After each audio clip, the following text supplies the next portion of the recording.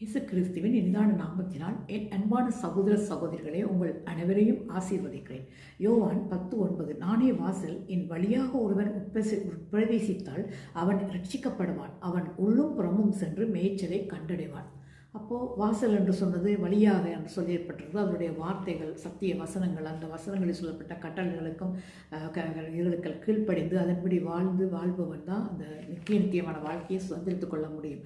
அதை பற்றி தான் இங்கு சொல்லப்பட்டிருக்கிறது. அந்த வழியை காண்பிக்கிறவரே ஏசப்பான்னு அவருடைய வசனங்கள் இன்றைக்கு நம்மளை வழிநடத்தி கொண்டிருக்கிறது இல்லையா?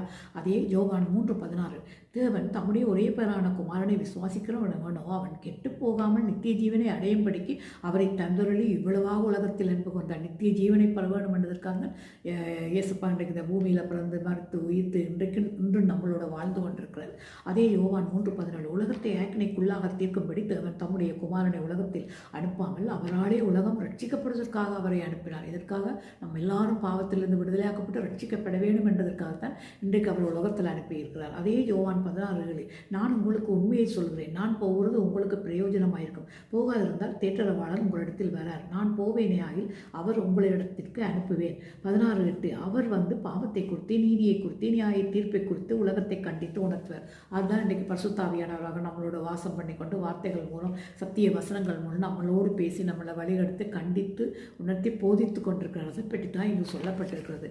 அதையே யோவான் 10:10 என்ன சொல்லப்பட்டிருக்கிறா, திருடன் கொல்லவும் அழிக்கவும் வருகிறானே என்று வேறொன்றுக்கும் பெறான், நானோ அவைகளுக்கு ஜீவன் உண்டாயிருக்கவும் அது பரிபூர்ணம் அடைய வந்திருக்கிறேன் என்று சொல்லுகிறார். அதே யோவான் 10:11, நானே நல்ல மேய்ப்பன் தன் நாடுகளுக்காக தன் ஜீவனை கொடுக்கிறான். அவருடைய நோக்கமே நம்ம எல்லாரும் ரட்சிக்கப்பட வேண்டும் என்பதுதான் அவருடைய நோக்கமாக இருக்கிறது.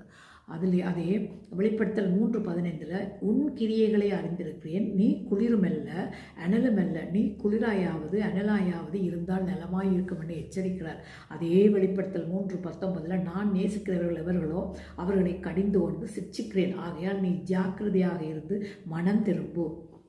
அதே வெளிப்படுத்தல் 3:20, இதோ வாசல் படியன் என்று தட்டுகிறேன், ஒருவனின் சத்தத்தை கேட்டு கதவை திறந்தால் அவனிடத்தில் நான் பிரவேசித்து அவனோடே போஜனம் பண்ணுவேன், அவன் என்னோடே போஜனம் பண்ண. தட்டுகிறேன்னு சொன்னால் கதவை தட்டி வெளிடோரில் ரெண்டு தட்டலை, நம்முடைய இதே கதவை தட்டுறார், எச்சரிக்கிறார். அதை எச்சரிக்கிறேன்னா ஏசப்பாட வசனங்கள் நம்மளை எச்சரிக்கிறது. அந்த வசனத்தை பார்த்து அதுக்கு செவி கொடுத்து அது கண்ணால் பார்த்து இதயத்துக்கள் அதை உட்பிரவேசித்து அந்த கட்டளைகளுக்கு கீழ்ப்படிந்து வாழ வேண்டும் என்பதை பற்றி தான் இதில் சொல்லப்பட்டிருக்குது.